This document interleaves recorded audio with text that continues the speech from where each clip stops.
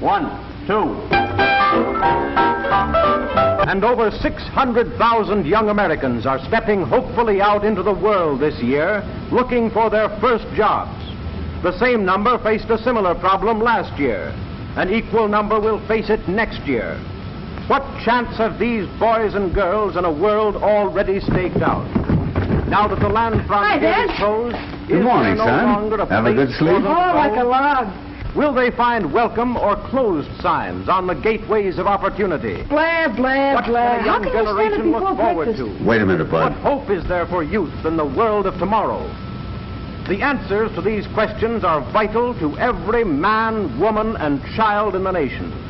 They present grave problems to labor, commerce, agriculture, and industry. Their solution should be of primary concern to education and government, for the quality of citizenship. You're telling is at us. stake. The facts involved, however, are both difficult Sorry, and complex. Dad, I gotta do it. He's breaking my The heart. manner in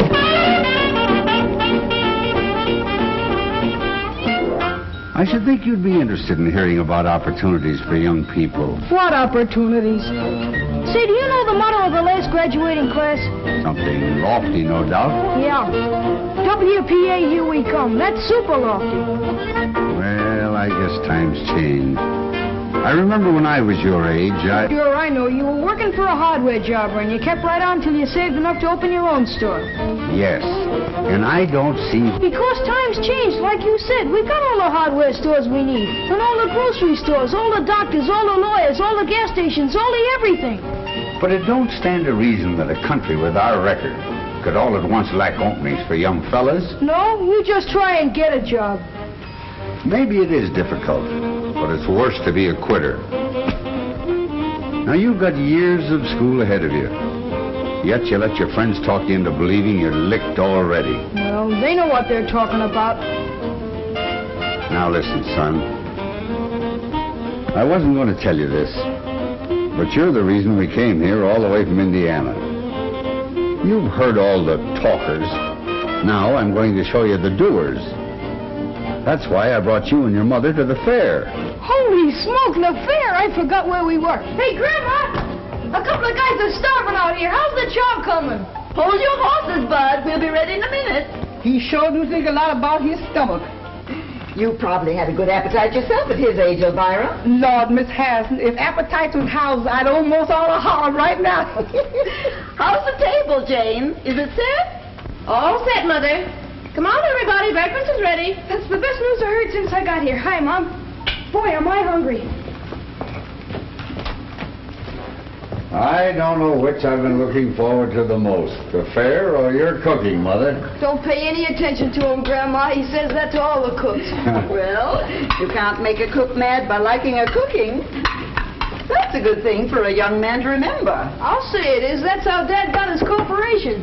Hey, that's not a corporation. That's private ownership. A man's entitled to a stomach at his age. Anyway, it's nice to have my family with me again. Even if it took a World's Fair to get you here. Well, we thought you had your hands full with just one member of the family. Nonsense. Barbara's been a lifesaver. Really, she has. I'd have been pretty lonely here without her. How's she getting along with that art business she's studying? I don't know, Tom. It's over my head. I gave up when she told me pictures on calendars weren't art. Wonder what in the world's keeping her. Badge, your breakfast is ready. We're waiting for you. Well, we may be waiting, but I don't think it's noticeable. Morning, Dad. Good morning, Babs. Morning, Mother. Morning. Morning, Grandma. Morning, dear. And that's for a fresh little brother. That's a fine way to treat a guy that's come all the way from Indiana to see you. The fair, of course, had nothing to do with it.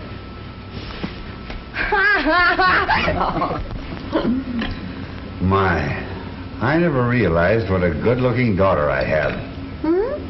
Oh, pardon me, we had. Grandma, do you have to run an all-night lunchroom for our boyfriends like Mom did? No, there's only one, and I don't see him very often. Why, of course. Jim Treadway from back home. He's working at the fair. You couldn't do better, Babs. Jim's a fine boy. Chip off the old block. He's going places. Not with me, he isn't. What are you trying to do, get rid of me? Oh, Jim's a nice fellow, of course, only I'm not in love with him. But, Babs, I thought you had, you know, some sort of understanding. That was in high school. I was young then. I'm grown up now, and I have better judgment. When do we get a peep at your better judgment, kid? Well, I didn't know you were going with anybody else, Babs. Is it somebody we know? Now, Jane, there's plenty of time. We just got here last night and you want to know everything before she even gets a chance to say hello. There's nothing to get excited about. I'm not in love. At least I don't think I am. Oh, I was afraid something like this would happen. Oh, stop flying off the handle. I know all about it. Who is he, Babs? He's Nicholas Makarov, my art teacher. Oh, so you turned out to be a teacher's pet. I suppose you take him an apple. That will do from you, young man. Nick's been in America since he was a little boy. But he knows the world like we know Main Street. He's a genius. You like him. Oh, sure we will. Anybody you like is okay with us. Oh, I've got to be running along. I'm late. Where'll I meet you for lunch? Well, I thought it'd be kind of nice if we looked up Jim Treadway first. His folks said he's working at the Westinghouse building. Supposing we all meet there. Babs, why don't you bring Mr. Mac, your friend, along? We'd love to meet him. Sure, fetch him along, Babs. Well, all right, if he can get away. He's awfully busy right now, but I'll ask him. Goodbye. Goodbye, Bye-bye. dear. Yes, sir. It's just what this family needs. An artist. Now maybe we can get the house painted for nothing.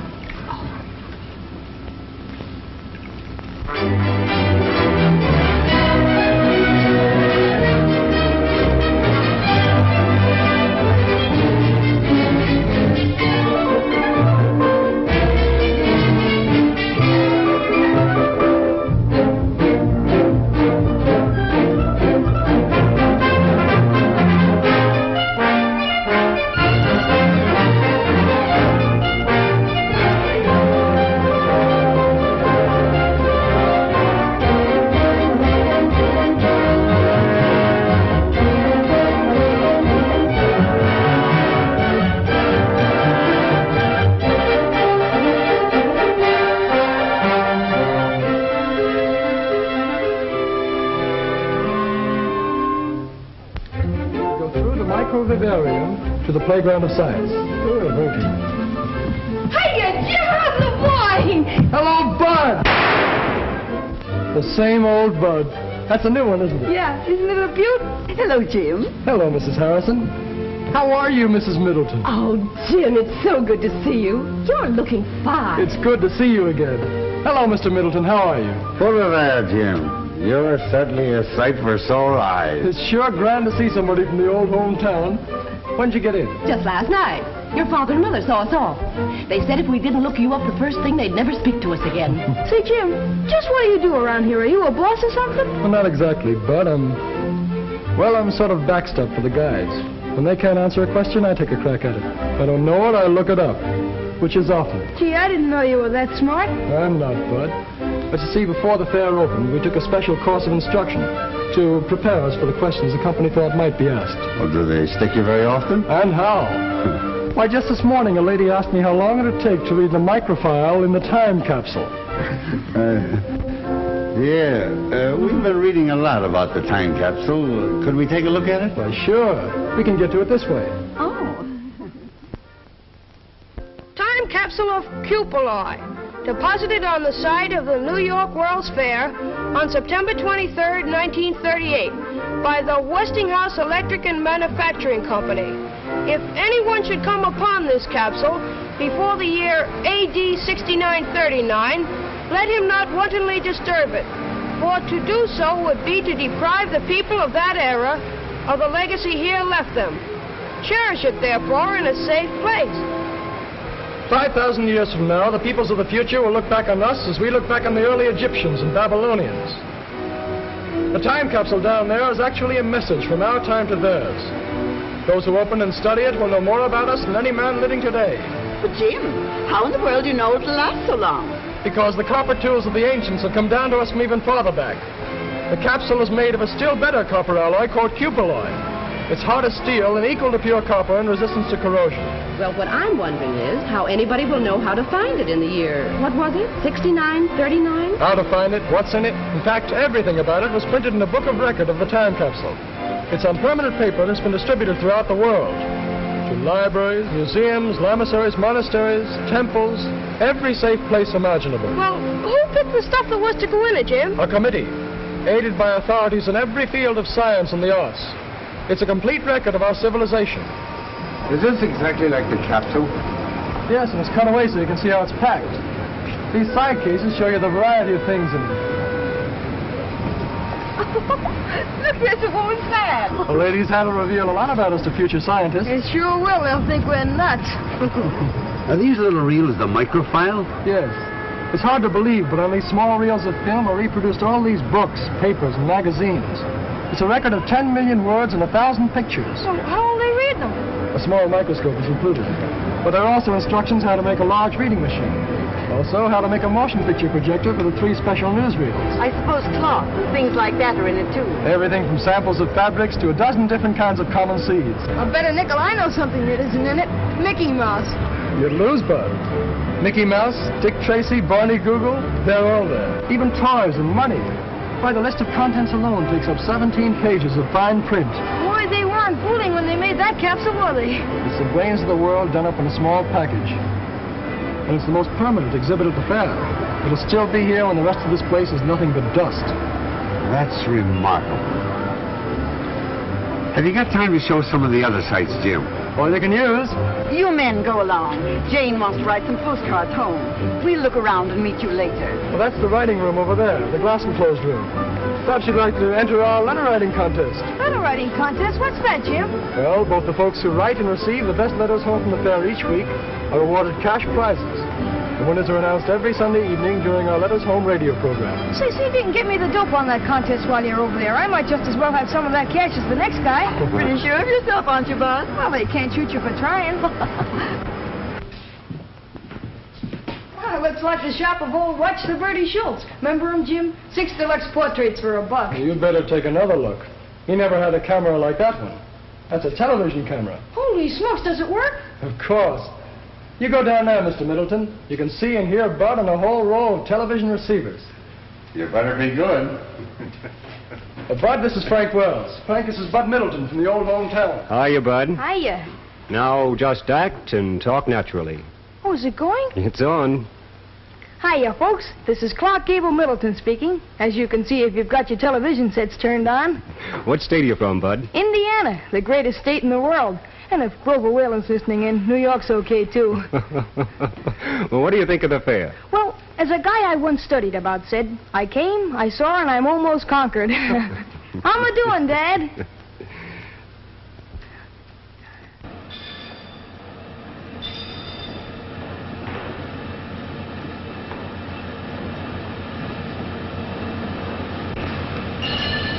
We call this the playground of science. But it really covers a lot of our normal research activities. Most of the exhibits are made so the visitors can operate them. Built-in watchman. Well, what's it do? The bimetal discs like these are used for control of current in our electric irons, refrigerators, and other home devices. They save you money by shutting off the current as soon as the right temperature has been reached. Well, that's a new one on me. They're used by the millions. Only they're hidden in the appliances where you can't see them. Oh. What's that? Well, that's the planticizer.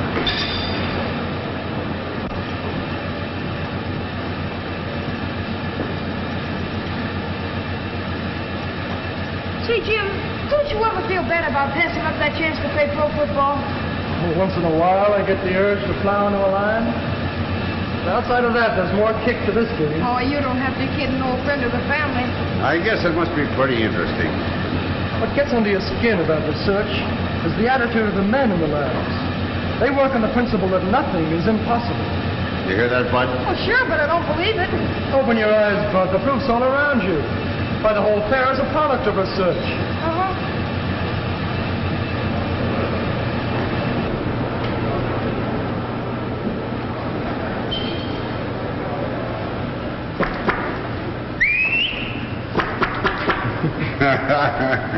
One can't help marveling at all the new things they're inventing every day. A company can't stand still under the American system of private enterprise. It has two ways to go, back or forward. If it can make better products than the other fellow, it moves ahead. If it can't, the other fellow gets the business. But in either case, the public benefits. You mean in better goods? Yes. That's where fellows like me come in. In our research labs, we have four main jobs. We must constantly improve our existing products, so more people will be enabled to buy them. We must try to lower their cost by cutting waste of effort and material.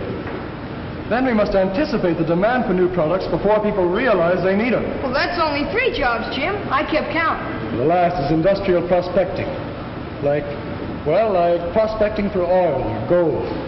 Sometimes we hit gushers, like radio, mechanical refrigeration, or air conditioning.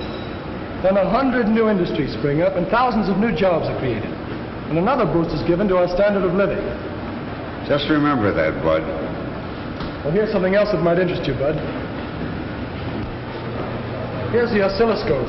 Talk or blow or whatever you did before into the mic, and you'll see your voice projected on the screen.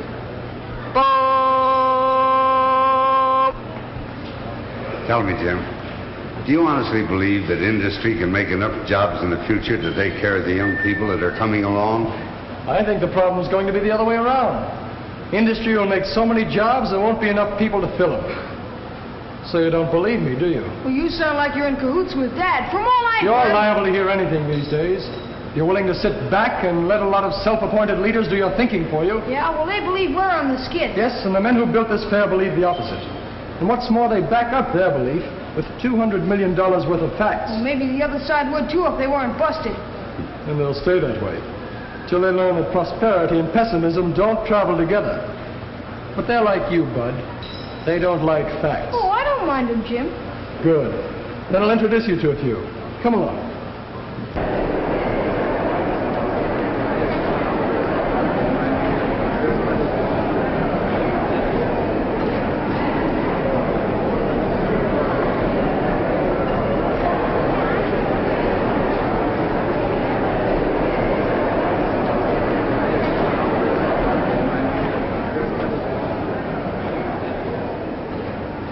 Isn't it wonderful, Nick?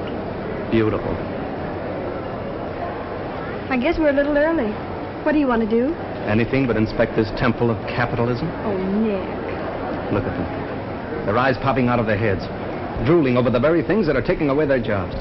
Now, Nick, don't get all excited. My family think that America is a pretty swell place, and I don't want you to disillusion them. I know. I'm here to be exhibited. Mute but beautiful. Don't say that, please. I want them to like you, to know you as I do. Did you tell them we're in love? That I want to marry you? That I've asked you 100 times? Of course I haven't, Nick. It isn't like telling them that I've got a new hat. I have to do it gradually, the right time and the right place. But why all this strategy? We don't have to maneuver like a battery of tanks. We're not at war with your parents. This is between you and me. It isn't as simple as all that, Nick. Listen to me, Babs. If there's one thing in our lives that doesn't concern other people, it's our marriage. We can slip away after lunch, and by dinner time, you can be Miss Smeckle. Not so fast, Nick. Give me a chance to find out whether I really love you or not. Then if I do, all right. I want my family's blessings beforehand, not when they can't help themselves. Afraid of being cut off with the proverbial shilling, darling? No. Money doesn't count where love is concerned. No, of course not. Here are some people who believe in finding out things for themselves. These boys and girls are all members of the Science and Engineering Clubs. They're sponsored by the American Institute of the City of New York to encourage the scientific knowledge of young people. The movement's spreading over the whole country. Now, this is the kind of a thing that appeals to me. Do these same kids stay here during the whole fair, Jim? No, there's constant rotation. Each group stays here only a short time. Altogether, about 1,000 of them get a chance to use the lab. You know, Jim, the children seem to think that I'm an old fogey. But I just can't help believing that our welfare is rooted in character, not in panaceas. To me, systems don't seem to count half so much as the right kind of men and women, like these kids are going to be. You can get my vote on that any day. No system can make up for bad citizenship. No, sir. Well, I think I'll go find Mother and Jane. I'll see you at lunch. All right, Mr. Middleton. I'd like to show Bud a few more things. He's a pretty hard fellow to convince. Yeah, but I think he's weakening. So long, Dad. By the way, Bud, how's Babs? Okay. Is she going to be here today? I heard her say she was coming out here for lunch. They never tell about women. Desperate spurt, hitting those dishes with everything she has. She's consistently diving in the bottom of the dark and greasy water to search for knives and forks. Dishwater splashing around terrific rate all over Mrs. Drudge. That rubber apron isn't much help now. She's splashing so hard it's getting all over me, and it's a little dangerous to attempt to give a blow-by-blow account of what's going on in that dishpan. There's a lot of action over here. She's mopping up with a towel to get the water some of the dishes she dried a few minutes ago. That water in the pan is an awful messy-looking sight, folks. I wish you could see it. Incidentally, in the entire operation, the dishwasher would use a total of only 15 quarts of water, which is a lot less than Mrs. Drudge's used. And now over here, Mrs. Drudge washes dishes just like Tom. That water's not coming out, and remember, folks, Takes him an hour to wash a so hot, plate. the heated dishes Then he usually drops drops when that door's open. I mean, he gets more water on the floor than on the dishes. That's why I never let him help me anymore. Mrs. Drudge, come on. Now, I know he's smarter than you. Very fast, Mrs. Drudge, come on, please. Hurry, Mrs. Drudge, before it's too late. That water's coming out very fast.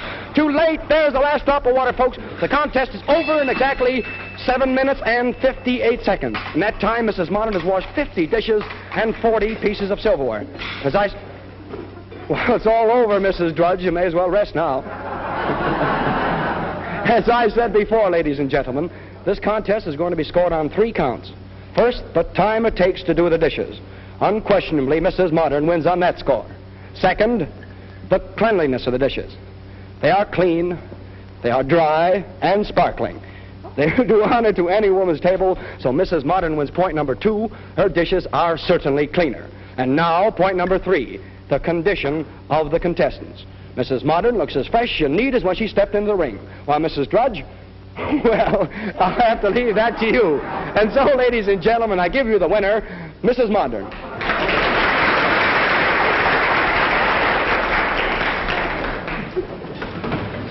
I'm tired just from what that announcer said. Did you hear him, Mother? In 15 years, the woman washes, dries, and stacks a pile of dishes 9 times higher than the Empire State Building. Imagine it. Well, that didn't impress me half as much as seeing Mrs. Modern read a paper while her dishes were being washed. She'll look young when she's 100. Hi, Babs. Shake hands with an old pal of yours. Why, Jim. Babs, How are you? It's nice to see you again. you're looking well, as usual. Oh, this is Mr. Makaroff, my art teacher. Nick, this is Jim Treadway, one of the hometown boys. We're glad to know you, Mr. Makaroff. How are you? And this is my little brother, Makaroff. Hello.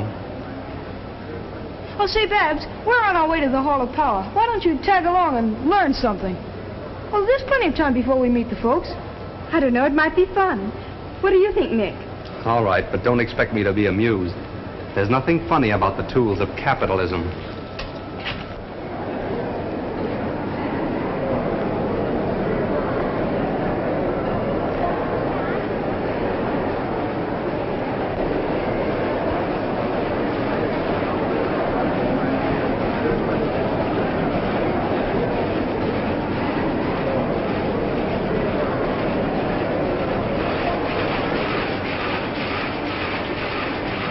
Look at that machine-baked ribbon. 7 at a time. Ain't it a honey?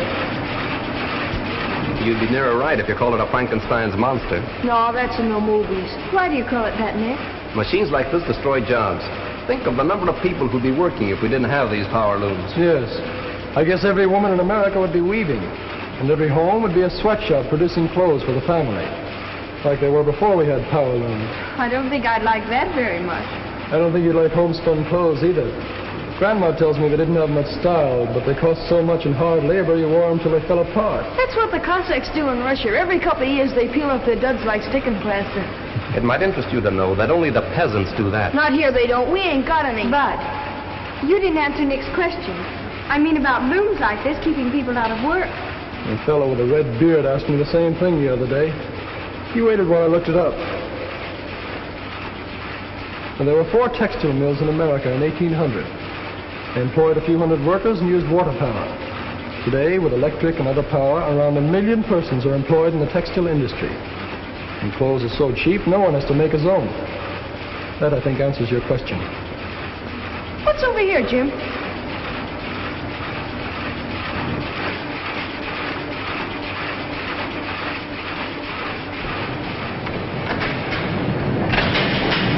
it, Jim? Look at that thing go around. It's a manipulator table used in a steel blooming mill. You can control a billet with these switches. Watch out, it's going off. Oh. The photoelectric equipment keeps it on the table. I suppose you're going to tell us machines like this benefit labor. And how? Not many years ago, steel making was a dangerous occupation. Now, the safest place a steel man can be is in the mill. It's safer than his home. That's right, capitalistic propaganda. Oh, you're kidding, Jim. I'm stating a fact. I know one steel plant that employs 10,000 men. While 15 of them lost their lives at home and other places, not one was lost in the steelworks. That's hard to believe. Well, there's the answer right there. Electrical control. Instead of swinging a sledgehammer all day and risking his neck, the steel man sits where Bud is and does his work with the master switches. Well, if one man can do all that with a machine, then I agree with Nick. It can't help but lessen jobs. Here's why they don't, Babs. It's very simple. Machine production makes better and cheaper products. As a result, more people want and can buy them. That in turn creates a demand for more labor. That's just one of those so-called economic laws that doesn't work in practice. It works in steel, printing, textiles, and automobiles, and they're the most mechanized industries in the country. Yes. Let's go see what's over here, Nick.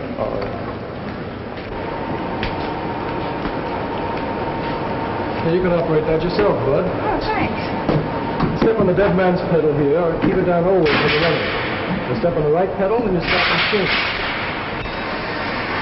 That's your brake. This is your gong. Does your company make any really large equipment, Mr. Treadway? Yes, they do. Some so big it has to be shipped piece by piece. For example, an electric furnace we made for a large motor company is 330 feet long. I thought so. Those are the kind of machines that displace men. Mass market industries don't modernize to save jobs, Mr. Makarov. Their aim is to increase production. That's how employment is created. The only way, in fact. General statements don't mean much to me, Mr. Treadway. All right, facts then. I know in 1 year these people spent $9 million for what you call labor-saving machinery. That same year, they increased their payroll by 40,000 men and $88 million. Funny how a guy with facts can break up an argument. I suppose you think that's funny. Oh, so you can't take it, huh? Don't you think we'd better look up the folks? It must be nearly time for lunch. Yes, I guess you're right. They'll probably be looking for us. Come on, Bud. Okay. Nick, please be careful during lunch. Dad looks on things the same way Jim does, and he might take you seriously. But I am serious. I know, but promise me that you won't start an argument. All right, if you say so. But I won't enjoy myself.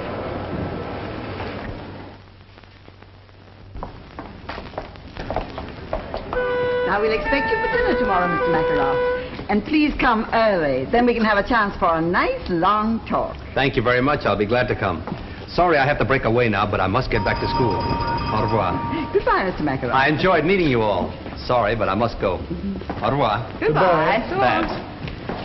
Oh, boy, was that a meal. I could go for chow like that all the time. You do, and you'll wind up in a sideshow. Well, did I behave all right? You were fine. Only don't misinterpret Dad's approval of Karl Marx. He thought you were talking about relatives of Groucho and Harpo. I don't believe I know them. Well, see you in class, Babs. Adios, linda mia. Now, I won't take no for an answer. You're coming to dinner, too, and like it. Hey, Jim, how about showing Dad the Hall of Science? He'll go for that. I'll be glad to, Bud. Fine. How about you, Mrs. Harrison? Would you care to join us? No, thank you. I want to show Jane and Barbara some of the things in the Hall of Electrical Living. Well, say, Electro, the motor man, will be doing his tricks at 2 o'clock. Let's meet there. All right. Come on, Jane. Barbara.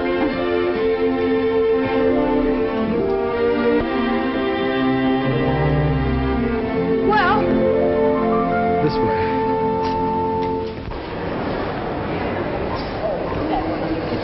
Yes. That's what I call smart. Making time the theme of the home exhibit. I don't get it. What's smart about it? Well, if there was one thing a woman in my day never had enough of, it was time. It was her master. Some had two, if they had a bossy husband. Don't tell me you're against Mom. No, indeed. Only against slavery. Domestic or otherwise. That's why I like electrical engineers. They signed our Emancipation Proclamation. Oh, I love it.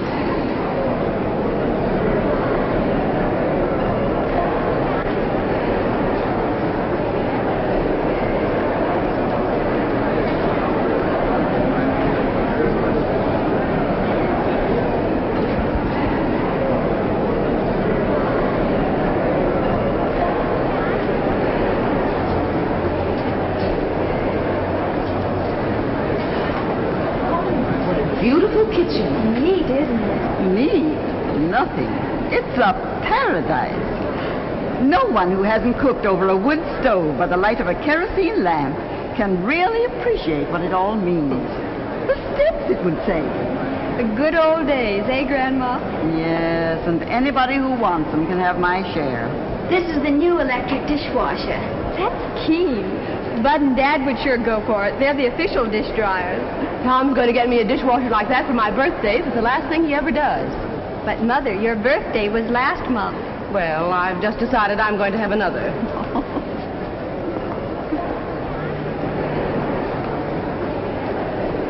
This is nice. Very modern. Masculine, too. Miss, is that a three-way floor lamp? Yes, madam. You should show Nick these rooms, Barbara. It's a subtle way to set his feet in the right path. Well, what do you mean, Grandma? Well, even artists have to live, so there's no harm in showing them how you'd like to do it. Oh, that's old-fashioned. There are more important things today than homemaking. Maybe, but I don't know what they are. I always figured raising my family and keeping your grandfather well-fed and happy was pretty important. So did he. But Nick's different.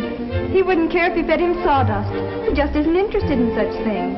He put away a mighty good lunch for a fellow who doesn't care. But he doesn't care, really. He's an idealist. You should hear him in class. He talks more about Aristotle than he does art. Did he tell you how Aristotle got the time to be a philosopher? No, I don't believe he did. Well, he talked the richest woman in all Greece into marrying him. And so, ladies and gentlemen, with a great deal of pride and pleasure, I present to you Electro, the Westinghouse Moto Man. Electro, come here. And here he comes, ladies and gentlemen, walking up to greet you under his own power.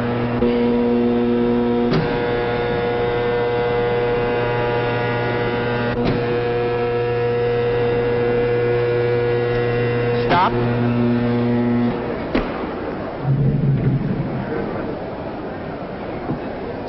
You see, all I need to do is to speak into this phone, and Electro does exactly what I tell him to do.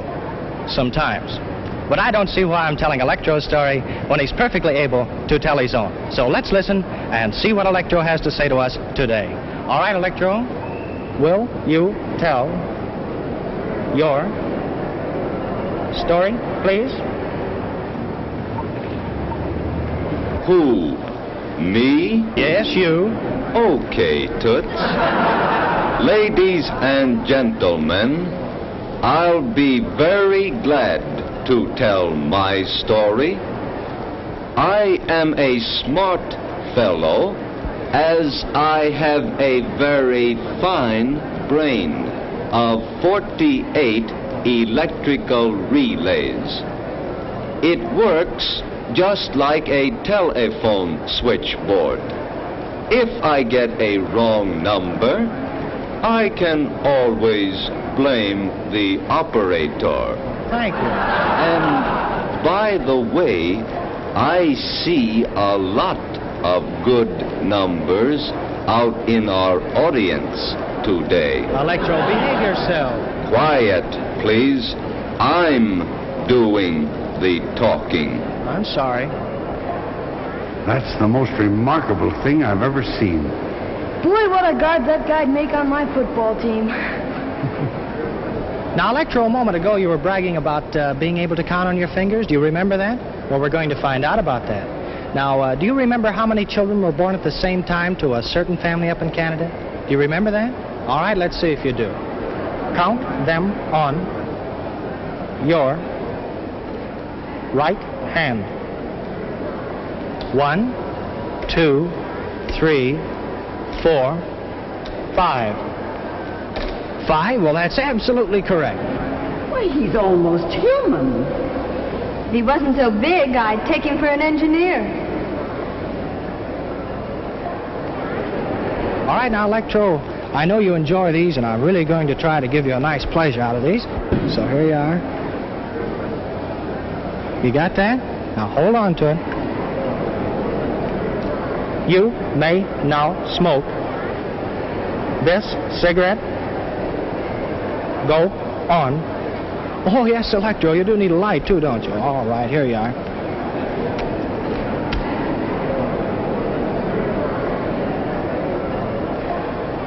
And, folks, he's only 2 years old, too. Just learning.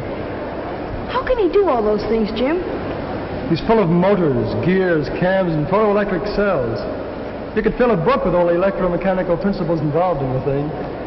All he lacks is a heart and a brain. If you ask me, I'd say he had nothing but brains. Well, then all he lacks is a heart. He's not the only one. What's an 8-letter word for a gusty wind in Patagonia? Begins with W. Have a heart, Grandma. How can I write a prize-winning letter with you asking about wind and things? Oh, I'm sorry, Bud. I won't do it again. Well, that's all right. I'll give you a lift when I finish this. If I ever do.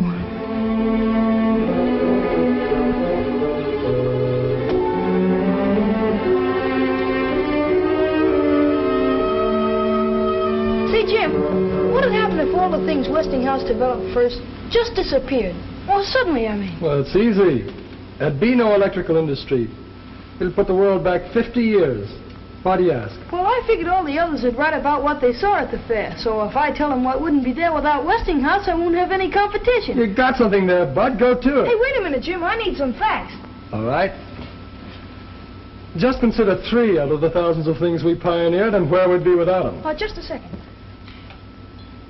All right, go ahead. Well, first, alternating current, or AC as most people call it. It permits the economical sending of electric power long distances from where it's generated. Second, the steam turbines for use in the big power stations where electricity is made. And third, radio broadcasting. The Westinghouse station KDKA at Pittsburgh was the first to broadcast programs on a regular schedule. Do you think those are enough? Well, we make over 8,000 other products you could mention.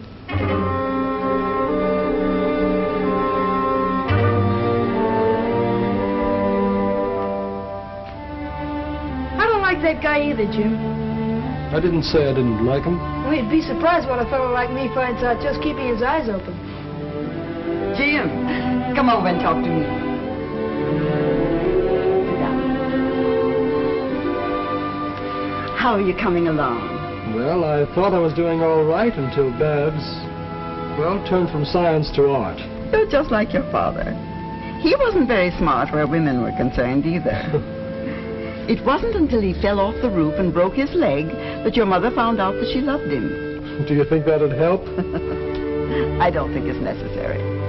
Most women, you'll find, pick husbands who see the world pretty much as they do, who think as they do about religion, war, politics, yes, even communism. They do it unconsciously. It's bred into them from childhood. Yes, but they can make mistakes, too. And they can also correct them if you give them a little time. I never knew time had so much to do with love. I don't understand what you mean exactly by abstract form, Nick. That's the trouble with verbal language. It's too clumsy to express elusive qualities. But to me, abstract form is the essential substructure. In short, the fundamental rhythm underlying our conceptions of spatial limitations. Do I make myself clear? Oh, perfectly. It's very clear now, thanks.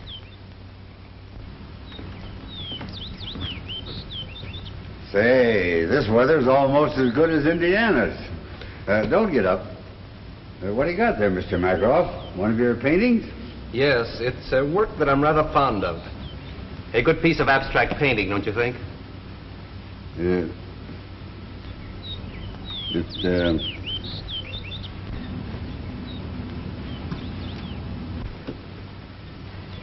Oh. It's remarkable. Certainly got a lot of color. No doubt about that. What does it represent? Represent? Why, it doesn't represent anything. Why should it?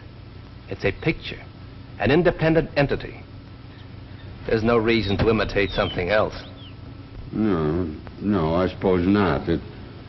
It's just that I'm sort of used to looking at pictures of people and objects, you know. Why? Why? Well, it's,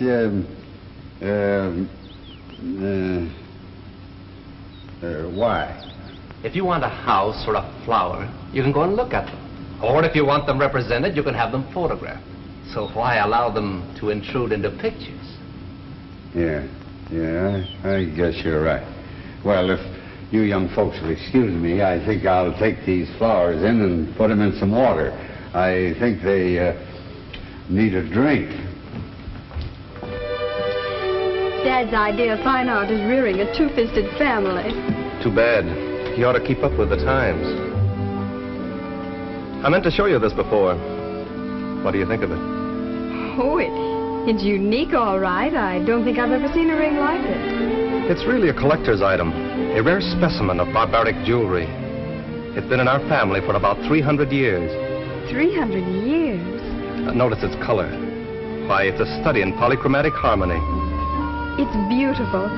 Really lovely. Oh, no, Nick, I couldn't take a ring like that. Why, it must be priceless. Don't be silly. I want you to have it. No, please, I couldn't think of it, really. Wear it for a while. There's no harm in that. As a favor. Oh, no. Now you're being provincial, Babs. Well, just for a week or so.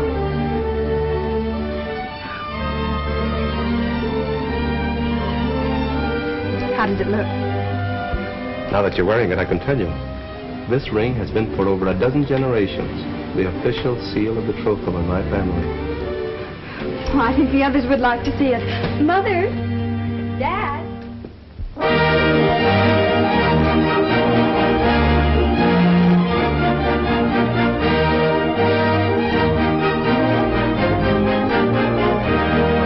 It's too big to describe in a song or a sonnet, so dress yourself up in your best bib and bonnet. The Westinghouse man has a welcome upon it for you when you come to this fair. Well,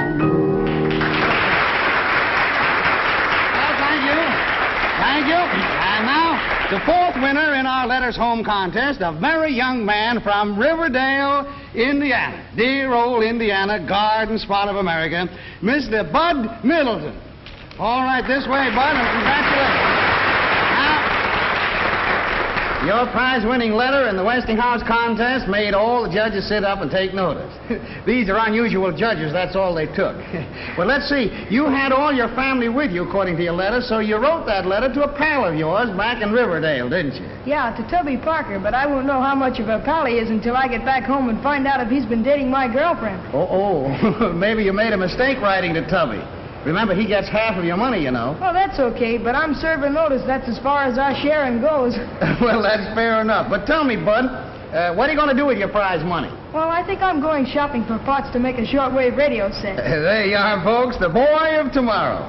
But no fooling, Bud. Really, you wrote a mighty interesting letter. It described how the fair would look without the electrical contributions of pioneers like Westinghouse. Imagine a fair without electricity. The folks? Hello, folks. But I'm going to spare the details that you went into in your letter, and suppose you just sum up what you said, huh? If it weren't for fellas like these Westinghouse engineers, what would this fair be like? Well, I don't think there'd be any fair. Well, that's fair enough, too, isn't it? And very much to the point. Thank you very much, Bud, for those kind words. But I believe our vice postmaster in charge of judges, our personable Miss Bennett, has the verdict ready as to the grand prize, our double award for the best letter of this week's crop. Am I right, Miss Bennett? Yes, I have it here, Mr. Perkins. And who, may I ask, is the lucky winner? The winner is Mr. Bud Middleton. Very good. Oh, boy, the jackpot! Electricity, here they come!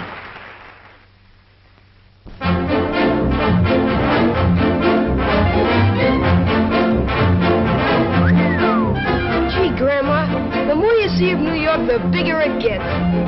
It's the same as Main Street, back home, only larger and busier.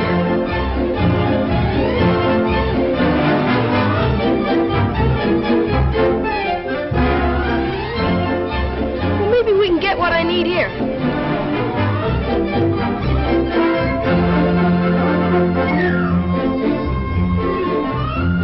I wonder if they've got any new gags.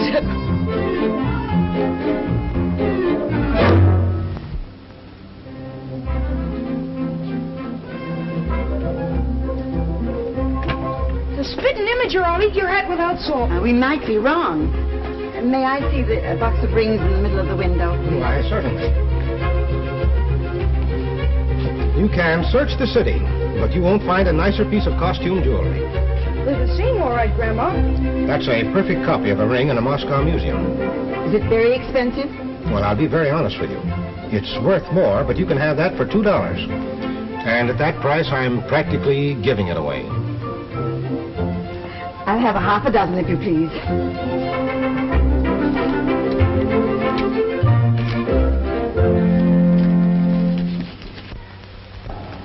Why don't you let me fix these things, Miss Harrison? You know, Big Feet, that's my next to last husband. Big Feet say I make sandwiches that knock your eye out. That's why I'm doing them, Elvira. I have use for my eyes today. Huh. Ears is all you need. If that foreign gentleman's coming, he sure got a powerful tongue. Mr. Macaroff's to be the guest of honor. Hello, Grandma. Hello, Elvira. Honey, you sure is darling. My. You look lovely, dear. Anything I can do to help? Oh, I nearly forgot. You left your ring on my dresser. My ring? That means bad luck of some sort. Grandma, I've got my ring. Why, they're absolutely the same. Where'd this other ring come from, I wonder? I don't know. Hello, everybody. Can I help? Oh, what's the matter with you, Babs? Are you sick? No. No, I'm all right. Oh, I declare I think you'd lose your head if it wasn't glued on. Here, it's your ring. I found it on my dresser. What's wrong? Don't you want it? The very same. Why, they're all alike. Where'd you get them all, Babs? Land sakes alive.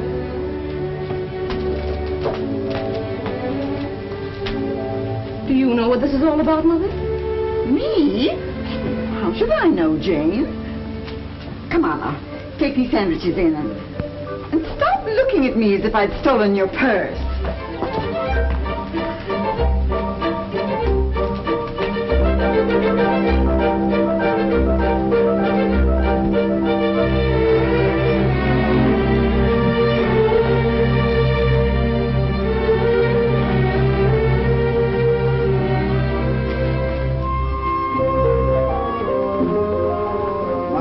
Isn't used to this shaving twice a day. Why I should look pretty is beyond me. You won't even know I'm around. Where's my tobacco? Oh, Babs, you left your ring in the bathroom. You know, that's no way to treat a valuable ring like this. You might lose it. Say, how many of them have you got, anyway? Too many. Hi, everybody. Has the eating commenced yet? Gee, I haven't had anything to eat in about 4 hours. Food is good, but the service is awful. Oh, say, kid, just how many rings did that guy Nick give you? Was he in the jewelry business? Well, I found 2 of them in my room. Holy smoke, you got $1 million.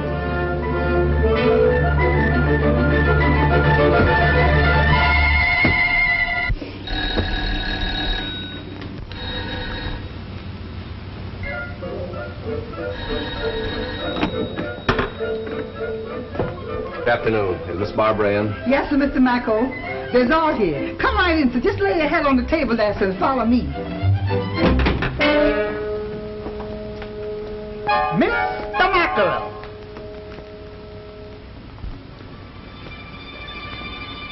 Good afternoon, Mrs. Middleton. Hello, Bud. Mrs. Harrison. How are you, Mr. Middleton? Babs. Haven't you lost something? Young ladies shouldn't leave their valuables lying around. I found this on the hall table. Quite a study in polychromatic harmony. Don't you think?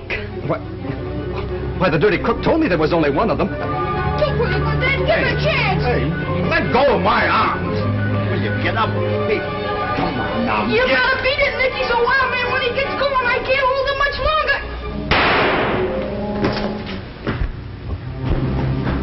Land sakes alive, who all done busted what? I think you scared him, Dad. He didn't even wait for a chow. You want to be ashamed of yourself, Tom Middleton. What do you mean by carrying a gun? A gun? Why, I don't even own a gun. It is that practical joking son of yours. I'll have you know, Tom Middleton, he's just as much your son as mine. Well, now that the guest of honor has departed, what are we going to do? What are we gonna do? A whole table full of chow in front of us, and you ask what are we gonna do? Oh, I mean afterwards. Well, I know what Mother and I are going to do. We're going to take our shoes off and listen to the radio. Can't you listen to it with them on? We can sit around the house when we get old. Tonight, we're going to look for a silver lining.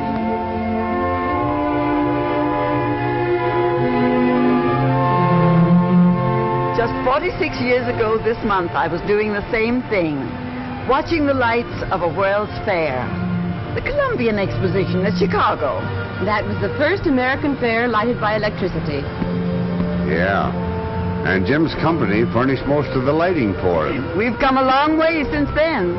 Say, Jim, did you hear about the dame asking when the keepers feed the lagoon?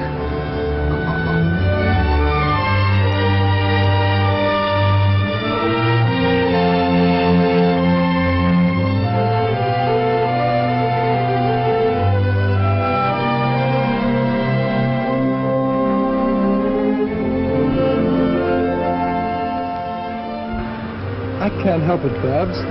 I've got to talk. Please, Jim, not now.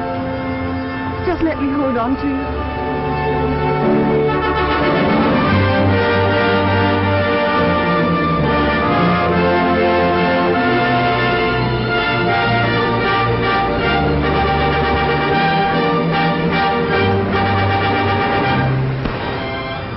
I wonder if the years ahead will be as bright as this. We haven't seen anything yet, darling. Why, all this is merely a sample of the real world of tomorrow.